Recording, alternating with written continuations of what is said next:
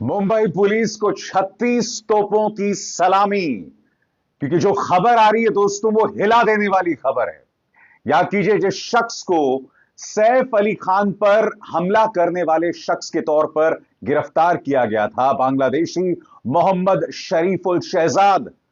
अब खबर आ रही है कि जिस मोहम्मद शरीफुल शहजाद को मुंबई पुलिस ने गिरफ्तार किया और जिस शख्स के फिंगरप्रिंट्स यानी कि उंगलियों के निशान सैफ अली खान के घर से मिले, दोनों के उंगलियों के निशान में कोई मेल नहीं है, दोनों के फिंगरप्रिंट्स मैच नहीं करते हैं। सबसे पहले दोस्तों, मैं आपको बतलाना चाहता हूं सरल शब्दों में ये खबर क्या है, और उससे भी बड़ी खबर, कोई भी गोदी मीडिया इस पर महाराष्ट्र के गृह मंत्री और मुख्यमंत्री देवेंद्र फडणवीस से सवाल तक नहीं कर रहा है। खबर क्या है, सरल शब्दों में आपके स्क्रीन पर। इस हाई प्रोफाइल मामले की जांच में पाया गया कि अभिनेता सैफ अली खान के घर पर चोरी की कोशिश और चाकू से हमले के बाद उनके घर से लिए गए उंगलियों के निशान के 19 सेट आरोपी शरीफुल इस्लाम की उंगलियों के निशान से मेल नहीं खाते। सूत्रों के मुताबिक मुंबई पुलिस ने सैफ अली खान के घर पर पाए गए फिंगरप्रिंट को सीआईडी की फिंगरप्रिंट ब्यूरो को भेजा था। एक सिस्टम जेनरेटेड रिपोर्ट ने स्थापित किया है कि प्रिंट शरीफुल से मेल नहीं खाते। सूत्रों ने कहा है कि सीआईडी ने मुंबई पुलिस को सूचित किया है कि परीक्षा परिणाम नकारात्मक है। खबर आगे यह है दोस्तों कि मुंबई पुलिस ने आगे के परीक्षण के लिए और नमूने भेजे हैं। अब यहां पर इस सवाल उठ रहा है कि हो क्या रहा है। सबसे बड़ी बात, जिस शख्स को गिरफ्तार किया गया था और जो शख्स हमें सीसीटीवी में दिखाई दे रहा था, उन दोनों की शक्लों में पहले से ही एक झोल दिखाई दे रहा था। इन दोनों की शक्लों में कोई मेल दिखाई नहीं देता। और मैं आपको याद दिलाना चाहूंगा कि दैनिक भास्कर ने बाकायदा इसकी फोरेंसिक जांच कराई थी। उस फोरेंसिक जांच के क्या नतीजे थे, कुछ देर बाद मैं आपको बतलाऊंगा। मगर मैं आपसे एक सवाल पूछना चाहता हूं। इतनी बड़ी खबर जो सवाल उठा रहा है मुंबई के लॉ एंड ऑर्डर पर, मुंबई पुलिस पर, मगर क्या भारतीय जनता पार्टी गठबंधन सरकार से कोई सवाल कर रहा है? तमाम न्यूज चैनल्स अपने वेबसाइट्स में यह रिपोर्ट डाल रहे हैं, मगर साहब मजाल है कोई प्राइम टाइम में इस पर डिबेट करे। ये देखिए, NDTV, a fingerprint twist as Mumbai police probes shock attack on Saif Ali Khan. A fingerprint twist कह रहा है एनडीटीवी। इसके अलावा न्यूज 18, अंबानी का न्यूज चैनल, जो अक्सर प्राइम टाइम में नफरत पर उठता है, वो क्या कह रहा है दोस्तों आपके स्क्रीन पर?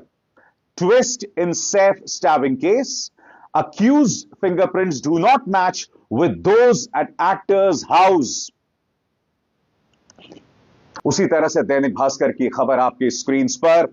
सैफ अली खान पर हमला, आरोपी के फिंगरप्रिंट मैच नहीं, पुलिस ने हमले के 7 दिन बाद सैंपल लिए, सीआईडी लैब की जांच में किसी और के निकले। सबसे बड़ी बात, मुंबई पुलिस ने सैंपल 7 दिन बाद लिए। 7 दिन बाद। क्या आपको लगता है 7 दिन तक फिंगरप्रिंट्स के सैंपल सही तरीके से रहे होंगे?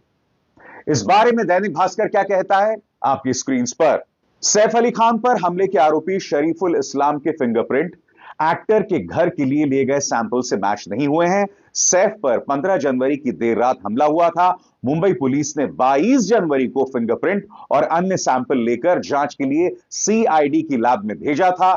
इससे पहले खबर आई थी कि पुलिस को आशंका है कि सैफ अली खान के घर पर हुए हमले में एक से ज्यादा आरोपी शामिल हो सकते हैं।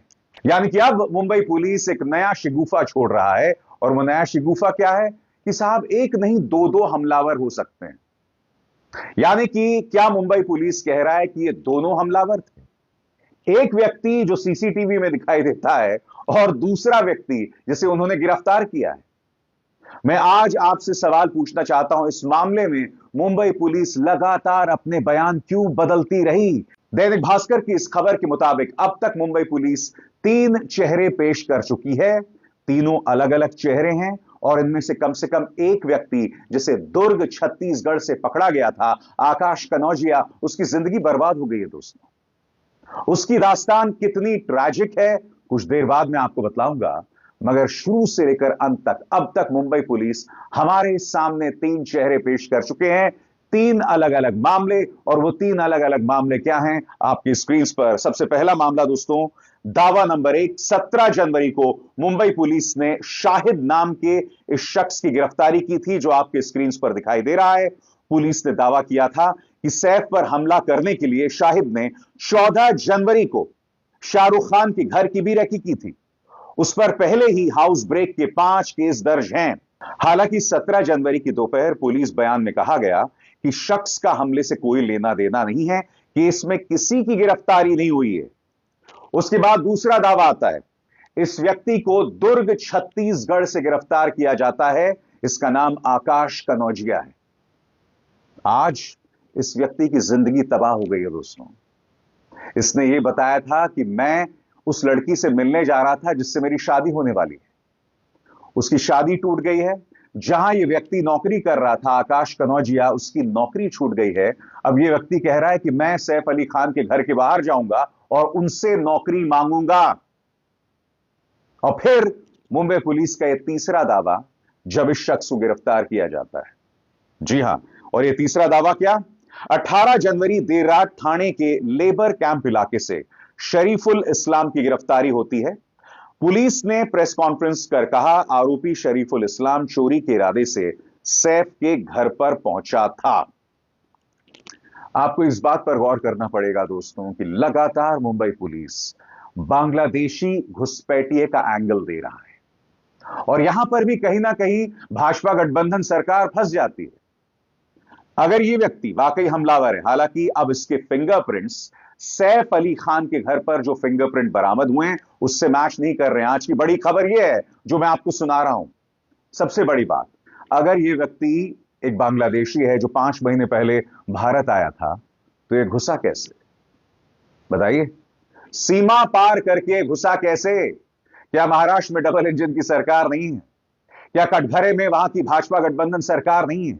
सबसे बड़ी बात, मुंबई बांद्रा में तीसरा हाई प्रोफाइल हमला, लॉ एंड ऑर्डर को लेकर बड़ा प्रॉब्लम। पहला, सलमान खान के गैलेक्सी अपार्टमेंट्स के बाहर गोलीबारी। दूसरा, बाबा सिद्दीक की हत्या। और अब तीसरा, सैफ अली खान पर हमला। अगर यह लॉ एंड ऑर्डर का मुद्दा नहीं है तो बताइए क्या मुद्दा है? क्या यह कोई पर्सनल मुद्दा है जिसका ताल्लुक सैफ अली खान से है? और अगर यह हकीकत है तो मुंबई पुलिस ये क्यों कह रही है कि बांग्लादेशी गिरफ्तार हुआ है और अब तो उसके फिंगरप्रिंट्स भी मैच नहीं हो रहे हैं?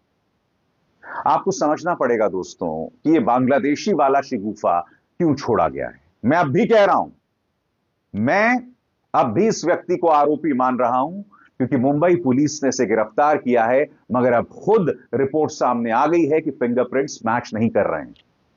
मगर बांग्लादेशी एंगल के पीछे कहीं ना कहीं भारतीय जनता पार्टी की राजनीति दिखाई देती है। क्योंकि जब आप बांग्लादेशी घुसपैठी के नाम पर एक बवाल पैदा करते हैं, एक खौफ पैदा करते हैं, तो कहीं ना कहीं भारतीय जनता पार्टी की राजनीति को सूट करता है। आप उसी राजनीति का इस्तेमाल कर सकते हैं झारखंड के चुनावों में, आप उसी राजनीति का इस्तेमाल दिल्ली के चुनावों में कर रहे हैं। और मुंबई के अंदर भी बांग्लादेशियों के नाम पर एक हवा बनाया जा रहा है।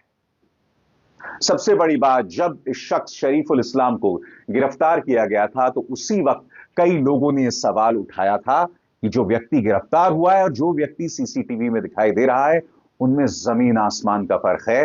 दैनिक भास्कर ने बाकायदा इसकी फोरेंसिक जांच कराई थी। सबसे पहले मैं आपको बतलाना चाहता हूं कि दैनिक भास्कर की फोरेंसिक जांच रिपोर्ट दरअसल कह क्या रही। पुलिस के दावों के बीच सवाल उठा कि क्या शरीफुल ही असली हमलावर है। इसका पता लगाने के लिए दैनिक भास्कर ने फोरेंसिक एक्सपर्ट की मदद ली। हमने जांच के लिए सैफ अली खान के घर की सीढ़ियों पर दिखे शख्स की सीसीटीवी फुटेज और पुलिस की ओर से जारी गिरफ्तार आरोपी शरीफुल की फोटो ली। एक्सपर्ट का दावा, दोनों फोटो एक शख्स की नहीं। Forensic lab brilliant forensic investigation private limited से हमने दोनों फोटो की जांच कराई। फॉरेंसिक एक्सपर्ट डॉक्टर आदर्श मिश्रा ने सैफ पर हमले के आरोपी शरीफुल और उनके अपार्टमेंट में लगे सीसीटीवी कैमरे में दिखे संदिग्ध की फोटो का एनालिसिस किया। वो एनालिसिस क्या है, कुछ देर बाद, मगर मैं आपको याद दिलाना चाहूंगा दोस्तों कि एक बहुत बड़े उद्योगपति के न्यूज चैनल ने आपके सामने कई किस्म के झूठ परोसे थे। पहली बात, उन्होंने यह कहा कि फिंगरप्रिंट मैच हो गए और अब यह रिपोर्ट आपके सामने आ गई है रविवार को। पहला झूठ उन्होंने यह कहा। इसके अलावा उन्होंने यह भी कहा कि ये जो दोनों व्यक्ति हैं, ये जो मेल नहीं खा रहे हैं, दरअसल ये एक ही व्यक्ति है। उन्होंने कहा कि साहब, जो व्यक्ति सीसीटीवी में दिखाई दे रहा है उसके बाल लंबे थे, उसने बाल कटवा लिए, उसके बाद इन दोनों की शक्ल अलग हो गई। जबकि दैनिक भास्कर ने बाकायदा इसकी फॉरेंसिक जांच कराई थी और फॉरेंसिक जांच के नतीजे आपकी स्क्रीन पर हैं। मैं इस नतीजे को आपको बहुत ही सरल अंदाज में समझाने की कोशिश करता हूं। सबसे पहले ऊपर देखिए दोस्तों, मोहम्मद शरीफुल इस्लाम A1 और जो व्यक्ति सीसीटीवी में दिखाई दे रहा है उसे हमने S1 का नाम दिया है फॉरेंसिक रिपोर्ट में। पहला दावा, शरीफुल के माथे का शेप लंबा और चौड़ा है, जबकि जो व्यक्ति सीसीटीवी में दिखाई दे रहा है उस शख्स का माथा छोटा और चौड़ा है। तो सबसे पहले तो यह बड़ा अंतर फॉरेंसिक जांच में पता चल जाता है। दूसरा अंतर, और इस पर भी गौर कीजिएगा, शरीफुल की आंखें बादाम के आकार की हैं, आईब्रो के बीच कम अंतर है। सीसीटीवी में दिखे शख्स की आंखें गोल हैं, आईब्रो के बीच की दूरी ज्यादा है। यानी कि साहब, दोनों की आंखों में भी अंतर दिखाई दे रहा है। तीसरा अंतर, शरीफुल की नाक चौड़ी है, सीसीटीवी में दिखे शख्स की नाक नुकीली है। आंखें अलग हैं और नाक भी अलग है। और इसके बाद चौथी बात दोस्तों, शरीफुल के होंठ हार्ट शेप में है, यानी दिल के आकार में है। सीसीटीवी में दिखे शख्स के होंठ बो शेप में है। अब मुझे बताइए दोस्तों, आंखें अलग, नाक अलग, होंठ अलग फॉरेंसिक जांच में पाया गया है। और यह फॉरेंसिक जांच जो है आदर्श मिश्रा ने की थी और यह रिपोर्ट जो है आपके सामने जो दैनिक भास्कर ने अपने पाठकों के लिए पेश की थी। लगातार सवाल उठ रहे थे और अब तो यह बड़ी बवालिया रिपोर्ट आपके सामने आ गई है कि जो फिंगरप्रिंट हैं जो सैफ अली खान के घर पर 7 दिनों बाद इकट्ठा किए गए और मोहम्मद शरीफुल के फिंगरप्रिंट यानी उंगलियों के निशान, दोनों में कोई मेल नहीं है। और अब एक नया एनालिसिस किया जा रहा है। मैं अब भी कह रहा हूं कि मुंबई पुलिस जांच करे, दूध का दूध और पानी का पानी हो। हकीकत क्या है हमारे सामने आए। मगर बड़ा प्रश्न, इस जांच में जो लगातार झोल दिखाई दे रहा है, इस पर कोई गंभीर जांच गोदी मीडिया क्यों नहीं करता? इस पर प्राइम टाइम डिबेट क्यों नहीं किया जाता? मैं पहले ही कह चुका हूं, सबसे बड़ा डिबेट इस बात पर होना चाहिए कि क्या मुंबई की लॉ एंड ऑर्डर बर्बाद हो रही है, क्योंकि ये हमले मुंबई के हाई प्रोफाइल बांद्रा में होते हैं।